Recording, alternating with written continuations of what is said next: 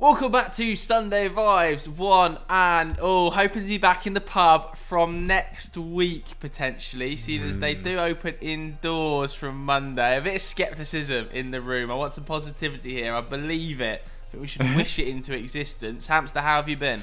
I am superb, thank you, mate. Looking forward to today's episode, putting some shine on some players that have been overlooked, and of course, Doogie is featuring, which is always lovely. There was a motion for you in the comments last week, Duke, so we're giving the people what they want here. Yeah, we absolutely are. Dukes, how have you been, mate? Oh, that's very kind to hear that the comments still remember me on Football Daily. It's been a while since I've featured on Sunday Vibes or any Football Daily property, but yeah, all good, thank you. I'm getting a little bit nervous. It's the playoffs next week for Sunderland, and we've got Lincoln, so you know, it's that horrible sort of, you don't know what's quite going to happen, getting it in the pit of my stomach. I'm not feeling too good about the playoffs, but fingers crossed for Sunderland. But yeah, excited to talk about the Premier League today. Yeah, I mean, you did tweet yesterday saying that you think you would score like 1 to 3 goals playing... 1 to 2. 1 to 2 goals playing for Chelsea if you played up front for them in the season. Can I clarify that? Absolutely ridiculous. Well, I basically said that because when Kai Havertz went through, I was watching it with my housemate and Grace at the time for that chance in the first half against Arsenal on Wednesday. He blazed it over the bar, and they said, how often do you think you'd be able to finish that chance? And I said, I'd be able to finish that chance 1 in 10. And that got me thinking that I'd be able to score a Premier League goal for Chelsea if I played all 90 minutes for 38 games. But on retrospect, it was a bit stupid because I just don't have the fitness. I'd last about 10 minutes in every game. I actually think if it was Man City, you could probably get 1 or 2 goals. I think any of us could get 1 or 2 goals playing for Man City. I think that theory stands up with the citizens. No. Yeah. I reckon even George Wright down the right wing. Absolutely no chance. We would be dead on our feet after 5 minutes and walking about the pitch. Imagine making that run that Havertz did 10 times. That'd be on my arse. Yeah, exactly. I'd look so out of place as well, this balding guy with a little bit of a pot belly up front for Chelsea. It'd be great. Wearing a Sunderland shirt. Gary Taylor-Fletcher. Do you remember him? Yeah, I do actually, for Blackpool. Legend. He's a good player. He had a bit of tech to him. Right. Of course. Let's crack on with the question then. A lot of people are asking us to do our sort of disrespected players, overlooked players, some would say. So we asked you guys on Twitter. If you want to get involved on Twitter, go and follow us. Handles will be on screen now. Who your most overlooked player of the season has been, and then we're sort of going to react to some of the shouts as we did last week. Let's just crack straight on with this then. Seagull's Social is the first one I'm seeing here. He's got 8 likes, and he says Robert Sanchez, Hamster. Yeah, shout out to the boys. I've been in the podcast. Very passionate Brighton fans. And yeah, they're very passionate about Robert Sanchez now, which is easily deciphered given what came before. But yeah, the youngster's done really well this campaign. It's been his breakout season, hasn't it? Only 23. A couple of campaigns ago, he was on loan in League 2 with Forest Green Rovers, then spent a season on loan in League 1 with Tranmere, I believe, and now is in the Spain squad competing for a place with David De Gea. So what a meteoric rise. And at the time of writing, I think he's made 24 appearances in the Premier League, and he's achieving a save percentage of around 73%, which is a massive improvement, on Matt Ryan's 64% last campaign. And at the start of this season, when Matt Ryan was still the #1, I think he was putting up a save percentage of 45%, which was worse than Kepa's. So I'm not surprised that they think he is the next big thing in comparison. I mean, he is outperforming the likes of, with regards to save percentage, Melier and Lurie this campaign, so he's in very good company. And he only conceded 17 in his first 18. But my question to you boys would be that, would anyone just look good in comparison to Matt Ryan? Or do you think Sanchez is the real deal? There has been, before I throw it over to you, there has been some promising signs. I think only Emi Martinez catches the ball more often than he does. At least that rang true since the start of April. That was the most up-to-date article I could find. But he isn't facing all that many shots in comparison to the keepers around him, is he? Because Brighton actually have quite a tight defence, Joseph. Yeah, I just don't think he's been disrespected, Robert Sanchez. I just don't think like anybody's talked about him, and I don't think that's disrespectful. Yeah, that's the point of this episode, mate.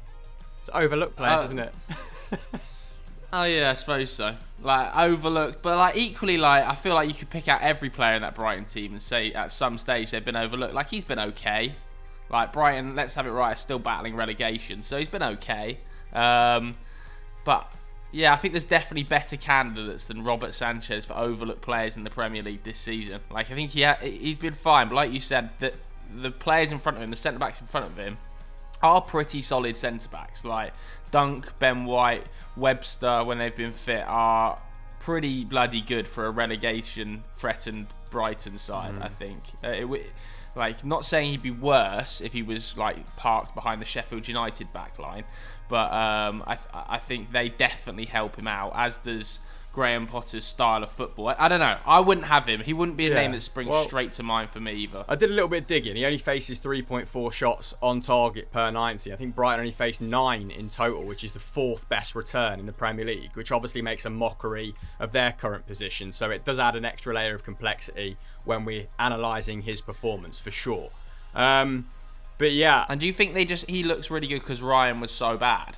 I think partly, and it's still, the jury's still out as to whether he's as good as his current numbers suggest, right? But if we're talking overlooked, I mean, when he was called up for the Spain squad, the press labelled him a desconocido, which means an unknown, because they were like, who is this guy? He's been in England since leaving the Levante youth setup since the age of 16. No one's heard of him on the continent, and all of a sudden, like I said, he's competing with David De Gea in sticks for Spain. So overlooked, yes. I think people are recognising that potential now, and if he carries on performing like this, I think he'll be well worthy of any press that comes his way. Yeah, I think you're right. I think overlooked potentially yes. I think disrespected potentially no. Like I think I've read the question slightly wrong. You're still in last week's episode, mate. I am. Let's do the next one then. This was sent in by From the Cage at Mark MC FIFA 123. Change that immediately. He says Lucas Mora, what? Or Eduard Mendy. Dukes, you want to take either of these? Yeah, I mean, I prefer his shout of Eduard Mendy, although he has been included in some team of the seasons. Was it Gary Neville's or Jamie Carragher? Mendy. He was in Gary Neville's team of the season, which I thought was a little strange because I think Emi Martinez has probably been one of the outstanding goalkeepers in the whole of Europe this season. Yeah, I think his stats are right up there with Jan Oblak in terms of saving expected goals, and Alphonse Areola as well is up there as well of Fulham. I think he's been awesome as well. But Lucas Moura is a strange shout. I don't think anyone's really talked about Lucas Moura this season, and for good reason. I think he's been pretty ineffective. I think he's got a purpose in a certain type of game if you want to stretch a defence, if you're planning on sitting in. But I would never be that confident with Lucas Moura starting and having regular impact, because I actually don't think he's particularly good technically. His passing is quite, misplaced often. He makes, good runs, but he's not very good in tight spaces, I don't think. And he's contributed to 13 goals in 27 games in all competitions, which isn't actually too bad, but only 7 of them have been in the league this year. And his numbers are just pretty unimpressive. Just 1.2 shots, that's the lowest of his career. 1 key pass, also the lowest of his career. And it's a bit difficult judging that third attacker in that Spurs side, because most of them have sort of struggled this season, except for Gareth Bale in the last month or so, but that has come against pretty inferior opposition. Gareth Bale's just been the slayer of the slightly crap teams this year. And Steven Bergwijn as well hasn't really worked out as well. I feel a bit sorry for him. And obviously they were kind of playing as a right wing back under Jose Mourinho. They're playing so defensive on that side.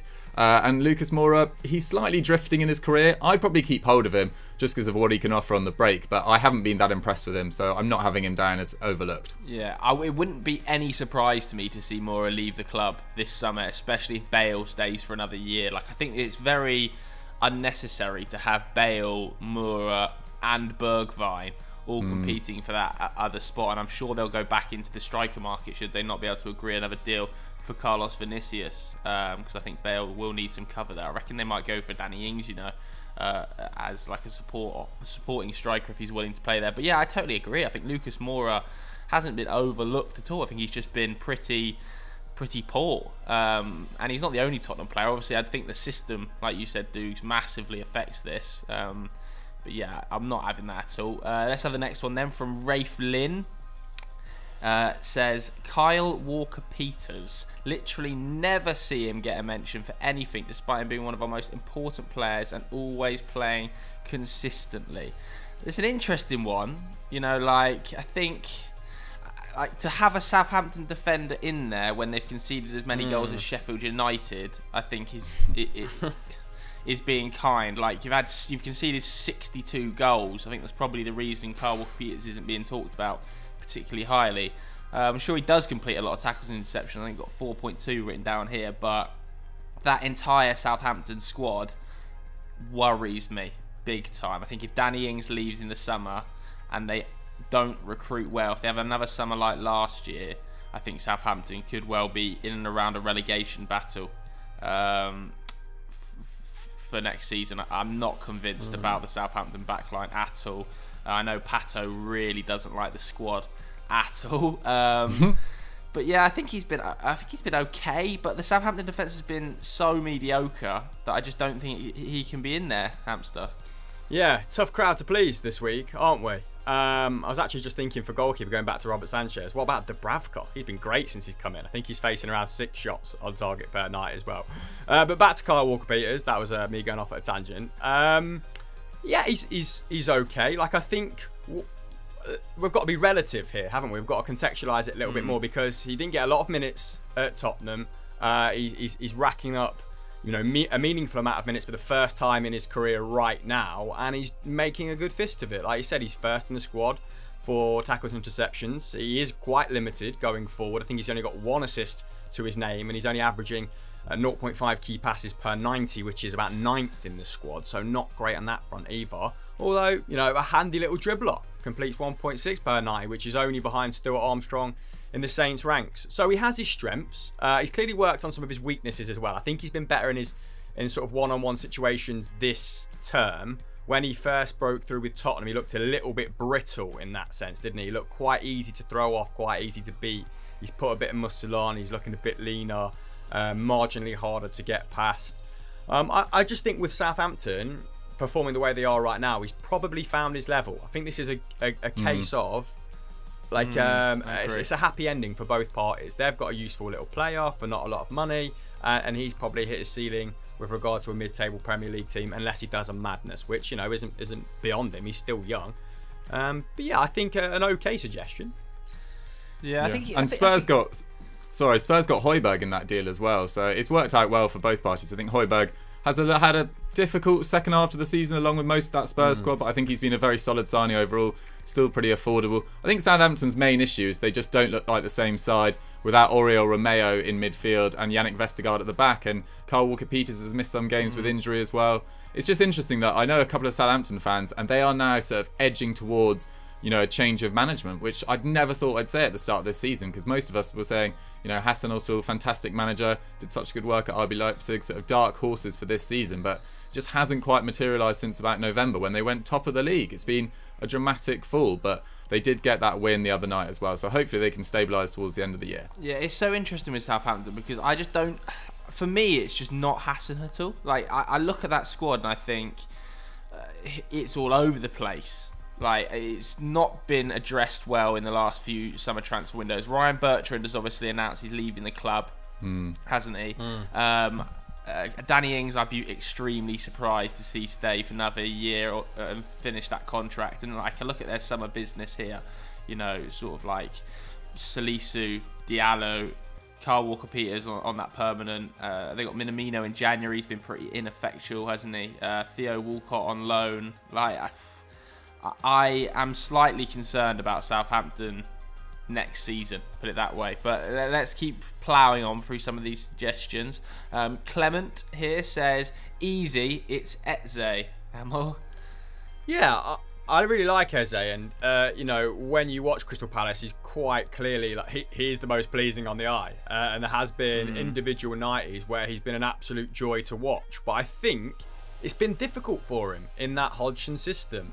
And I don't want people to get carried away in terms of their expectations with him, because I think 9 goal contributions, which he has at current, he's probably running a little bit hot in that regard. I think his XG, and this is understat and FBref, 2 resources that we use quite often, have him down at 0.21 and 0.16 per 90, which is, you know, significantly less than the likes of Matheus Pereira, who's obviously taken a few penalties, so that skewed his numbers slightly. I think his non-penalty XG is about 0.33. But yeah, Schlupp and Townsend have better expected assist numbers than him in that squad. So while he's quite clearly, you know, a very good dribbler, he's probably waiting for a slightly more progressive coach to come in and a slightly more expansive brand of football to be deployed at Selhurst Park. I think his biggest impact so far this season, he's made a solid start to Premier League life. I don't want to sort of chuck him under the bus to any degree, but it's probably been getting Zaha further up the pitch, hasn't it? Like, with him on that left-hand side, it means Zaha can play as part of a front two, and his numbers have obviously gone up pretty a sizable amount this campaign. I think he's gone from 4 goals to 10. They've stopped playing 4-5-1. They're now playing 4-4-2. So, yeah, I suppose I don't know if he's been overlooked. I think it's another case of another new signing doing a solid job. But I do think there's more to come from him than the likes of Kyle Walker-Peters. Yeah, definitely. And I have to say, James Alcott did predict this. I can't remember if it was on a Football Daily show or one of his shows. He said that he did have concerns, because obviously James is a QPR fan, about where Eze fits into this Palace side, because he didn't feel like he could play out on that left-hand side. Or if he was going to play out on the left-hand side, he was going to be much less effective than when he plays in that sort of 10 space where he can pick the ball up in tight little areas and dribble past players. Which is definitely where I think he has looked most effective, when he's running directly at players and turning players on the half turn and things. I think that's where he looks really good. But Palace as a whole have so many worries going into next season with contractual situations. You know, is Roy Hodgson going to stay? I saw yesterday's report saying Frank Lampard is the favourite to get that job in the Athletic, and has apparently been in negotiations with the club. And I do think it would be strange, but I think if Lampard came in, I think that might actually be a positive for somebody like Eberechi Eze. Like, I think that he's the sort of player that Lampard would probably centre a team around, that sort of young attacking midfield talent. I wonder whether he'd use him in a sort of similar role to Mason Mount at Chelsea. So I would be quite excited if I was Eze about that appointment, to be honest with you. And I kind of agree. I'm not sure whether life on the left necessarily suits his style of play. I know that his dribble numbers, like you said, are quite high. Was it like 1.9 per 90? But I agree, there's more to come from Eze. I think overlooked would be unfair this season. I still think people talk about him quite a lot. I'm in a lot of group chats, and people still are constantly saying, "Oh my God, Eze!" whenever he does one of those players. So I don't think overlooked is fair. Yeah, I think it's actually 2.3 dribbles per night. I think it's 1.9 per game on Who Scored. But he's one of those people that you watch and like you instantly think this guy has a really high ceiling. So I don't want to, you know, bash anyone for being positive about him, because he's quite clearly very talented. But yeah, I do think people should rein in their expectations with him playing in this system. Although saying that, I think you're right. Lampard would probably be more forward thinking with this squad. Although half of them are leaving, aren't they? But I'd be going after Wilder with a white hot fury. I think he'd do a really good job at Palace. Yeah, I would. I think that's not a bad shout. That's not a bad shout at all. Let's do the next one then. This one was sent in by M.O. Khan. He says, Alexander Zinchenko. Oh, this is an interesting shout, because I do kind of feel like Zinchenko flies under the radar a little bit at Manchester City because of the talent they've got in every other position. The left-back slot is almost disrespected within this team a little bit. I think it's forgotten about. And I actually do think Zinchenko's done a pretty good job, especially in some of the bigger matches. He's really stepped up, and when Mendy plays, it is extremely noticeable, the difference between Zinchenko and Mendy. And I think that happens because Zinchenko can slot into that sort of defensive midfield position a little bit more, is a little bit more diverse with his game. I definitely think he's one of the most underrated left-backs in the Premier League. So I think this is a decent shout for overlooked, because nobody talks about how good Zinchenko is, Duke. Yeah, I think I totally agree. He's been superb. I think since that impact he came on in the first leg against PSG, after half time, you know, completely shored up that flank, because Joao Cancelo was sort of struggling somewhat in that first half, and then in that second leg I thought he was awesome. He was just so determined. He looked really pumped up for the game. Him, Stones and Diaz just completely nullified PSG entirely. And he's a great player to watch, and that versatility offers so much more to Pep than Mendy. I remember doing a podcast with Pat a couple of months ago, and we were talking about which player should each top 6 club sell, and we both came to the conclusion that it's just got to be Benjamin Mendy. Like, you can't bank on his fitness. He's not the same player he was when he arrived. He's not the same player he was at Monaco or at Marseille. His expected assists are way down. He doesn't get to the byline in the same way he did. He just, poor guy, he's been ruined by injury, and he's also had some sort of off the field, slight run-ins with Pep Guardiola as well. And I wouldn't be surprised if Pep was just like, yeah, I'm going to stick with João Cancelo and Zinchenko as my left backs going forward, and maybe look to strengthen that in a year or two. I think City might have other priorities this summer, particularly, getting in a striker. But I've got some stats down here that just go to show his impact. So compared to the other top fullbacks in Europe's top 5 leading divisions, Zinchenko is in the top 1% for passes attempted, pass completion, progressive passes and progressive carries. So pretty much all you'd want from a left back that is playing in a ball dominant team, and I just think he's been magnificent recently, and is probably going to start the Champions League final as well, which who would have thought that at the start of this season when he was struggling to get game time. Yeah, exactly. And I do think he makes City a way more balanced side. Obviously, when João Cancelo plays out there, they probably look at their best. But I think that when he can come inside a little bit more, he looks so effective. And I know that he isn't like an assist merchant or anything like that. And I'm sure the people in the comments point to that fact that he hasn't picked up an assist in the Premier League in his sort of 18 appearances. But that's not what he's in the side for. Like, he doesn't need to, because there's so much creativity in that Manchester City team. It's not like other Premier League outfits where they rely on the fullback for a lot of the creativity. That's not what Zinchenko's in the team for. I do think they will go into the market for a left back this summer though, but I don't know whether that's any disrespect to Zinchenko, because I'm sure Zinchenko will be in there battling for it. I think he's got one of the best attitudes in the league, never seems to kick up a fuss, perfectly happy to be in and around the best team in the world and battling for his place week in, week out. So I think overlooked Zinchenko is a decent shout, as I think this next one is a really good shout as well. Murad says Ben Godfrey. I think Ben Godfrey has been fantastic for Everton this year, Hamster.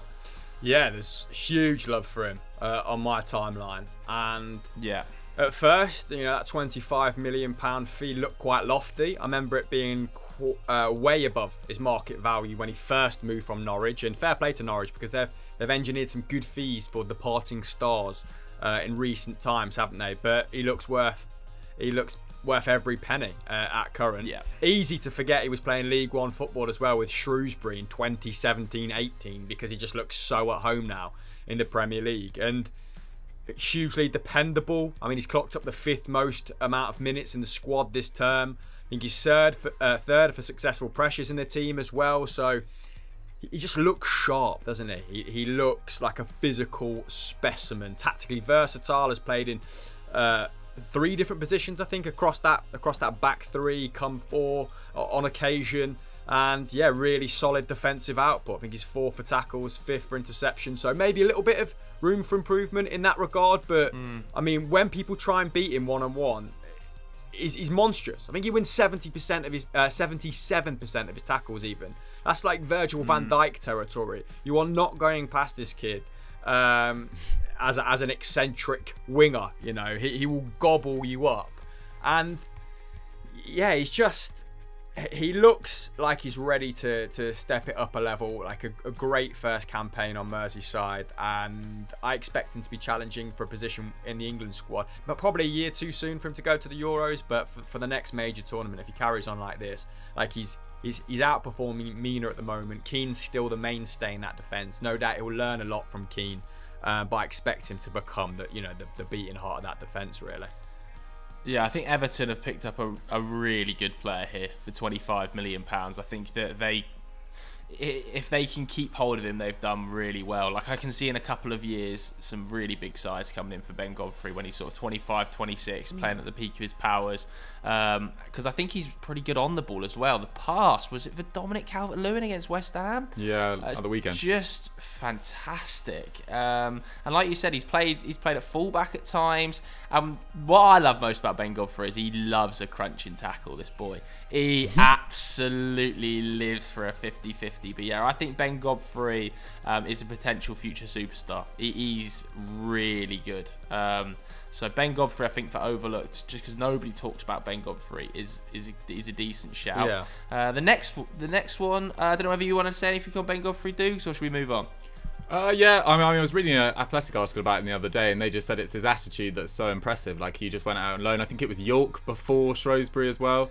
And they all just said he had just this amazing attitude, just wanted to learn so much more. And that versatility this year, playing at left back, right back, I totally agree with Hamill. I think it won't be long before we see him in the England squad and potentially nailing down a starting spot in a few years' time. So things are looking good for Ben Godfrey. Yeah, definitely. The next one was sent in by Amesy, CPFC Ames, sorry.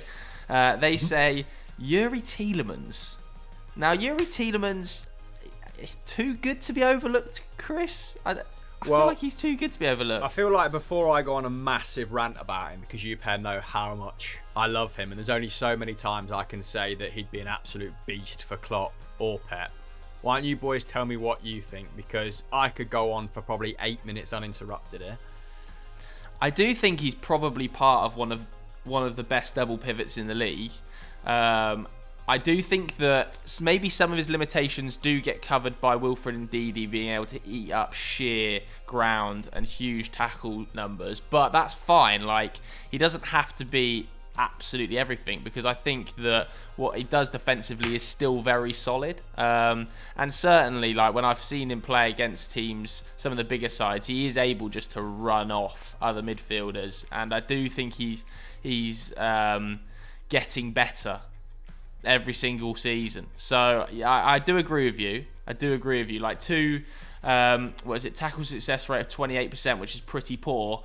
But like that's the area that Wilfred Ndidi succeeds in. That's why they work so well together. So I think that as long as you could pair him with someone that is just gonna eat people in the tackle, he's gonna be absolutely fine. Because, you know, third most progressive passes, first for passes made under pressure, first for passes completed, third for blocks, which is a bit of a surprise, first for pressures, because he is a bit of a press monster, isn't he? So I just think he I don't know whether he'll go to a Liverpool or a City, especially since Liverpool picked up Thiago, and, you know, Manchester City have so many options in central midfield. But I think he is ready for a super club. But Leicester are going to ask for too much money, Dukes. Yeah, I think they'll ask for a hell of a lot. But I agree with you. I think he's a Champions League player already. I think he's going right to the very top. I totally agree with Chris if he's about to go crazy on him, because I think he's magnificent. I think he's awesome in midfield. Like, his range of passing, his positional sense on where to be going forward as well. He covers a lot of James Maddison as well, who, you know, of course he then gets covered by Ndidi. In recent weeks, he has looked a bit tired, I would say. For sure. I thought their performance against Newcastle was, you know, shaky defensively as well, but I thought Ndidi looked completely off the ball against Newcastle. And I thought Tielemans looked very tired as well, which is understandable, because he's had to do a hell of a lot of game time in there, because they don't really back Mendy and Marty to play regular minutes in there. But, I mean, massive credit to Leicester. I feel like even if they don't make top 4 this year, I think that's still, you know, people will say Rodgers has bottled it, but prior to this season, I said they'd finish 6th or 7th. Like, I don't think they've got the squad to last in a back-to-back season this deep, and I think they've done really, really well to even go this far. I mean, obviously, if they lose out to like a Chelsea or a West Ham, surely that would not be now, man. Surely they're not going to drop out now. Potentially not, but if Liverpool beat Man United tonight, I mean, it is a potential, but no, I don't really see it happening. But I just want to give, you know, an early shout to say they haven't bottled this season with the injury issues they've got. You know, Ricardo Pereira, James Justin, Johnny Evans has missed some games, Soyuncu too as well. Like, they have had it up against them. And James Maddison as well has missed a lot of games. And yeah, I just feel like they haven't bottled it. It's been a victim of circumstance. But I think Tielemans has been excellent once again. Definitely. I just can't see where he's going to go this summer necessarily in this COVID-affected market. Yeah, I mean, just to expand on what Doogie said just there, Leicester's fortunes have been largely dependent on individuals like Tielemans improving, right? Because they've not gone out, spent an absolute fortune, and Brendan Rodgers has improved Yuri Tielemans. He's looking like a much more well-rounded player this term. Like you said, his tackle success rate is pretty poor, but I feel that probably largely relates to the fact he's utterly knackered. Like he started, and he doesn't need to. He doesn't need to tackle as much, because he's got Ndidi there. No, he doesn't. And he started 35 games this season out of 36, and the closest player from an outfield perspective to him is Jamie Vardy on 29. Like, he has just been the hub of the side. You listed all those sort of squad numbers off, Joe, but I mean, he's been less of a forward threat this season, but I think that's more of I think that relates more to the team as a whole. It's been much more. They've emphasised the flanks much more this campaign, haven't they? Any progression has come from the right wing back, the left wing back. He's been without James Maddison an awful lot of this season, who has a really good relationship with in the middle of the park. Of course, Harvey Barnes, who made those runs from out to in, has been injured for the last third of the campaign. So a lot of his like patterns, these passing patterns that they would have worked on, he's been without a few of those outlets. So that might have stunted his sort of output. I think his XG is down, but still 10 goal contributions this season, and his defensive numbers are up, although he is attempting an awful lot of tackles. I think he's completing 3.5 tackles interceptions per 90. But Leicester, I think, would be screwed without him. He is the fulcrum of that side. At times when they've looked like wobbling, he's held it all together, and I do think he often sort of takes one for the team. Like, his natural game is maybe a little bit diminished because of he's just so able to do what Leicester need him to do at any given moment. And Leicester are playing with two up front now, aren't they? So he doesn't need to be as big an attacking threat. But yeah, I absolutely love him. I think he could play in any side in Europe. I really do. Yeah, they need to get that contract situation sorted, don't they? Easier if they qualify for Champions League football, right? Yeah, definitely. I think it's out in 2023, so I'm sure they'll be very keen to get that sorted this season, or this summer, sorry. Next one then, from One-Sai and Amuruf, whatever, says Tony Rudiger, and I actually really agree with this one. I think ever since he was frozen out under Frank Lampard earlier in the season, and there were rumours he was going to leave, when Tuchel came in, it feels like he's been Tuchel's go-to guy, to be honest with you, at the back. He's been absolutely sensational. I don't know whether you guys saw Jamie Carragher's analysis of Chelsea's central defenders on Monday Night Football. It was absolutely brilliant, and he talked about how Tuchel's deploying this system where the centre-back can go and play as a number 10 defensively, and is sprinting out and following their 10s around rather than focusing on the strikers, is almost man-marking their number 10. And this is where Tony Rudiger absolutely excels. When he is chasing a man down and can physically dominate them, he is unreal at that. 75% tackle success rate this season, and he's just so physically dominant. I actually think since Tuchel's come in, he's been one of the most important players in that side.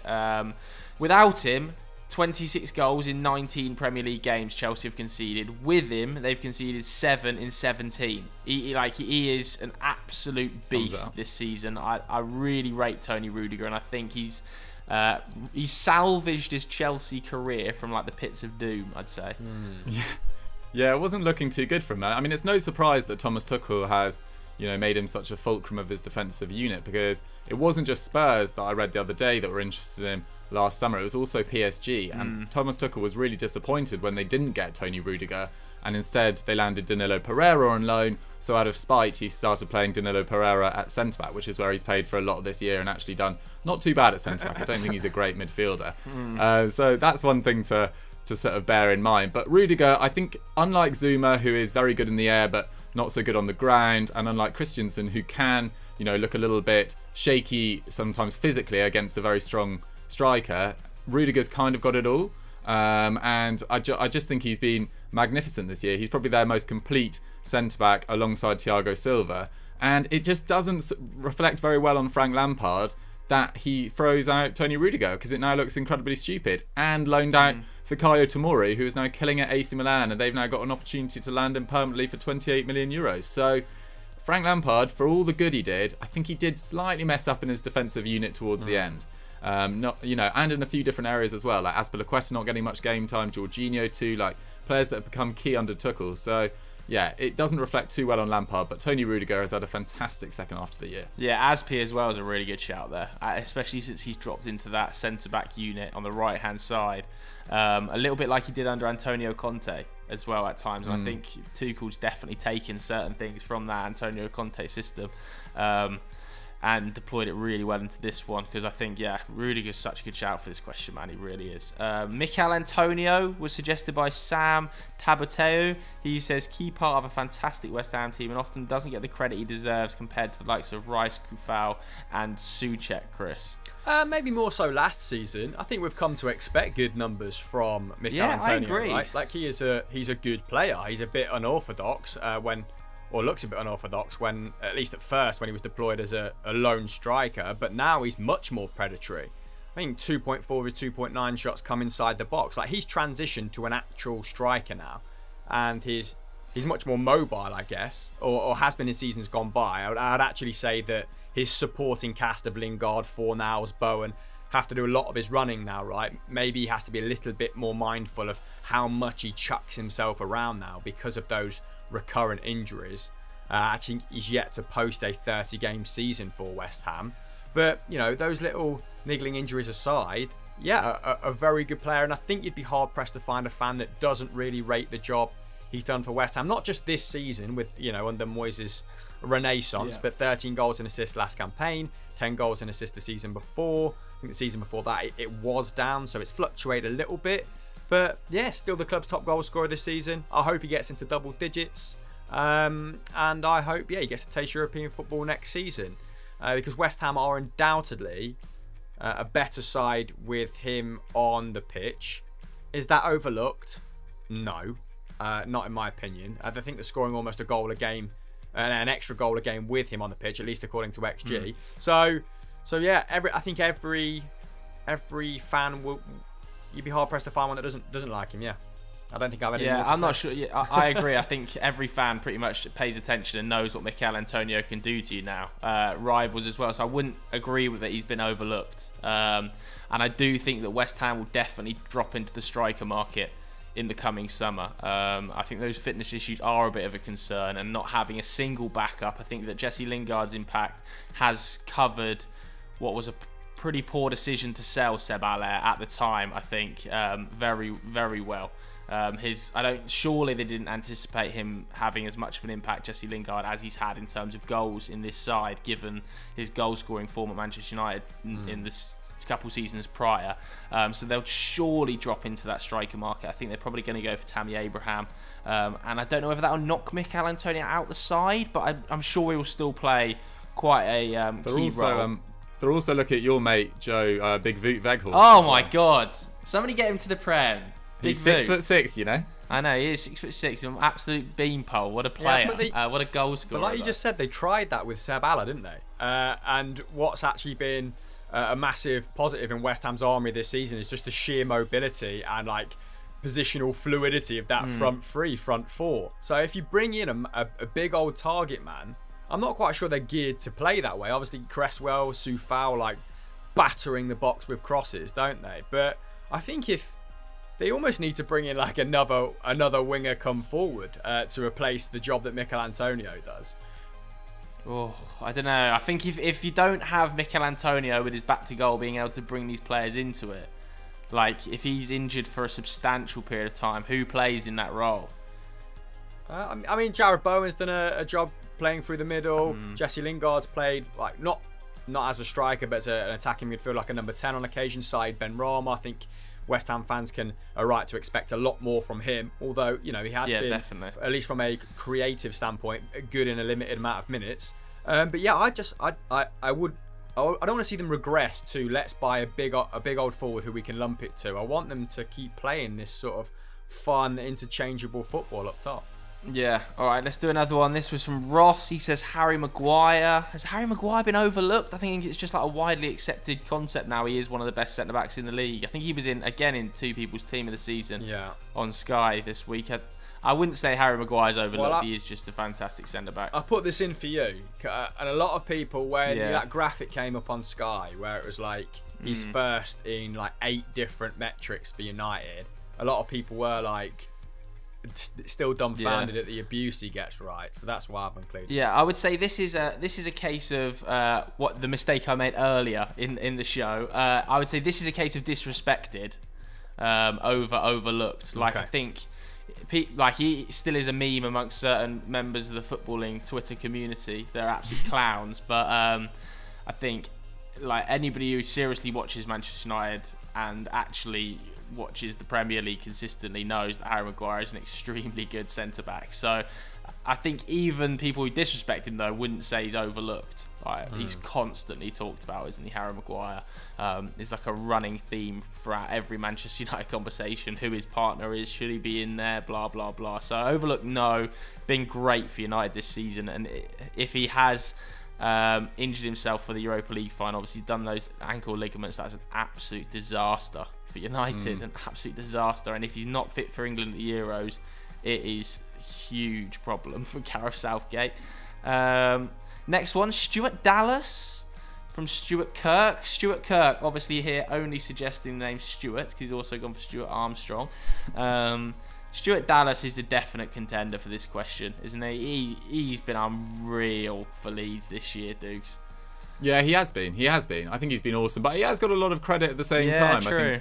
I think a lot of, like, particularly players that play, people that play fantasy Premier League realise how effective he is in that game as well. The player that I think has been more overlooked in that Leeds squad is Jack Harrison, to be honest. I feel like he's been very solid for a number of years there now, and I put it on Twitter at the weekend just how, just declared my love for him, and someone said that Leeds had already sewed up a permanent deal for him for I think about £10 million this summer, which I think is an absolute steal. Because this year he's played in every single game, bar the games against Man City, his parent club, and got 7 goals, 6 assists. He's remarkably two-footed. He works incredibly hard. Sometimes his finishing slightly lets him down, but I think as a whole package, he's only going to get better as well. If you dive into his numbers, it's nothing that particularly stands out, like 1.3 shots, 1.9 key passes, 1.3 dribbles, but as part of that collective at Leeds, I just think he's absolutely awesome. And if you rank him amongst his Leeds colleagues for chances created, he's second. He's first for passes into the penalty area and 5th for progressive passes as well. And he also works incredibly hard as well on that left flank or right flank, to be honest. He can play across either position. I think he completes about 1.9 tackles per 90, which is more than Declan Rice or Wesley Fofana, albeit in different positions. But I think he's perfect for that Leeds system. And unlike some of their attacking players who you'd probably look to replace in a couple of years if you were looking to get Leeds into Europe, I'm talking about potentially Patrick Bamford, not this summer, but maybe the summer afterwards. If you're really trying to get Leeds back into the Champions League, they might need a more lethal finisher. I think Jack Harrison has the potential to be a Leeds player for a long time. But Stuart Dallas as well has also been excellent. I love that Leeds team. Yeah, there's so many contenders in that Leeds team, isn't there? Because they are more than the sum of their parts. Like Bielsa loves Jack Harrison, like consistently raves about Jack Harrison, and Stuart Dallas has played in about 28 positions for them this season and is just like the supreme athlete. So yeah, there's loads of names that could be shouted out there. I think Luke Ayling as well has been pretty overlooked, like done a great job first season in the Premier League, playing a multitude of positions. I think Liam Cooper's been pretty solid as well. So yeah, Leeds is almost like the hub of players that have been overlooked because the manager and the system gets more credit than the players. Xhaka was suggested here by Alexander Archie. He says Granit Xhaka, linchpin for Arsenal in DM, sometimes at centre back and recently as an inverted left back. Without him, Arsenal look their worst. Chris, are we going Xhaka overlooked? I think this is a case of disrespected again, isn't it? Yeah, I'll keep this pretty short because I want to do some entries from Europe, but it's no secret that Arsenal are a worse proposition without Granit Xhaka this season. Yeah. Only because he looks like exclusively the only midfielder who can really stitch together defence and attack in the side. He's first for entries completed into the final third, for example. I think he's in Europe's top 10% actually in his position for progressive passes, which are passes that essentially get you closer to the opposition's goal. Like, he's always very positive in that regard. And yeah, he obviously pulled up with that little muscle strain prior to the Villarreal game. We all know how that panned out. He was missing in the win against Chelsea, but they couldn't pass for shit against Chelsea. They were just permanently camped on the edge of their own area. Like, his defensive output remains pretty average, and he doesn't press, which I'm sure Arteta is not a huge fan of. He's just not the most mobile bloke, which we've all come to recognise. But he is a supremely gifted passer. But not that hard to stand out when Rob Holding... Do you think him and Partey work? Do you think him and Thomas Partey work together in there? Well, I can see where the ball in. Rob Holding's currently the third most progressive passer at the club. Thomas Partey, I just don't think we're seeing the best of him right now. I think it's a little bit unfair to dismiss him. He's just looked sapped of energy. I don't really know what's going on there. I don't want to rush to a conclusion because we do this quite often, or the footballing community as a whole. Not necessarily us. We do this quite often, don't we? Dismiss people in their first season, first 6 to 12 months or whatever. So yeah, not about that. But yeah, Granit Xhaka maybe a little bit overlooked in the way he's impacted that Arsenal team this season. But I think people knew he was pretty important beforehand. So yeah, who was your best shout out of the shortlist that we've just ripped through have been then, or is even? I think I'm going to go Ben Godfrey. I think I'm going to go Ben Godfrey because I just think nobody speaks about him. I think he's going to be an England regular. Him or probably Tony Rudiger. You know, I'm not sure people have spoken about him at all, given how good Chelsea have been, and every other player in that side seems to get a lot of love except Tony Rudiger. What about you, Dukes? Yeah, I think Tony Rudiger's a great shout. I think Zinchenko's had an awesome last month, but probably not across an entire season. I'm gonna stick with the guys suggested from the get-go when we were talking about this yesterday. I think Jack Harrison has surprised me a lot this year, having not watched him a lot in the Championship. It's a league that I don't spend a lot. It's a bit of my blind spot really, because I watch a bit of League One instead. But yeah, I think Jack Harrison's been awesome. I think Hamster. I think probably I'm gonna say Tielemans just because I'm a little bit dumbfounded that people don't talk about him as like one of the best central midfielders like in Europe. That's how good I think he is. But yeah, I think Tony Rudiger's probably addresses the question that little bit better. So I think that also a good shout. Do we want to do any from Europe? Anybody got any shouts from Europe on the continent? Well, I've stuck 3 down there. Like I'll just rip through them now. Maybe we'll get Doogie's opinion on them first and foremost, as the only guy who has is incentivized to watch European football at this stage of the season right now. I think I've just given up on some leagues. Atle Nasso's gone Malinovsky from Atalanta. We spoke about him, didn't we, on Continental Club about 2 weeks ago, Doogie? Like, what an impact he's had on that side coming in for Papu Gomez. And also, like, Max Newman's talked about Cunha and Alex GGMU's gone Zielinski. So out of those 3, which would you go for with your EU head? I think Malinovsky's a great shout, to be honest, although he plays in a much better side than Cunha, at least, at Hertha Berlin. Like, Cunha took off like a rocket this year, and then I think went about 15-20 games without scoring for Hertha Berlin, and has picked up a bit more recently. But Malinovsky, like, Atalanta are just so smart with their business. They've already prepared Malinovsky ready to go. He's not actually, you know, I think he's about 25, 26, and then they've got this guy called Miranchuk who's coming behind him, who came in from Russia, I believe. Who's a very well talked about number 10 as well. So they're always just preparing for any eventuality. And, you know, they've got an awesome attacking unit, as we've known for many years. Like, Luis Muriel has just reached new levels this year. Duvan Zapata has got one of the most powerful shots in Europe as well. Peter Zielinski's or Piotr Zielinski's a great shout, though, to be fair. I think he's approaching 20 league goal contributions for Napoli, who have been weird this year, Napoli, because their attack has been fantastic. I think only Atalanta have scored more goals, but with, you know, their defence has been a little bit shaky, which is not what you'd expect from a Gennaro Gattuso side. And when Koulibaly doesn't play for them, they really do suffer. And it looks like he might be leaving this summer. I think Everton are still being linked with him, which for me is the wrong sort of player profile for... I mean, he's going to cost upwards of £60 million. and he's approaching 30 with injury issues. So I'd stay clear of that if I was Everton, especially with Ben Godfrey and Michael Keane looking pretty solid. So I think you could go for a lower risk, lower value, higher ceiling option. Yeah. All right, there we go then. Unless anybody's got any other shouts. Nah. I saw Gerard Moreno was mentioned a few times, wasn't he? Obviously, I think he's scored the same amount of goals as Karim Benzema this season, playing for Villarreal.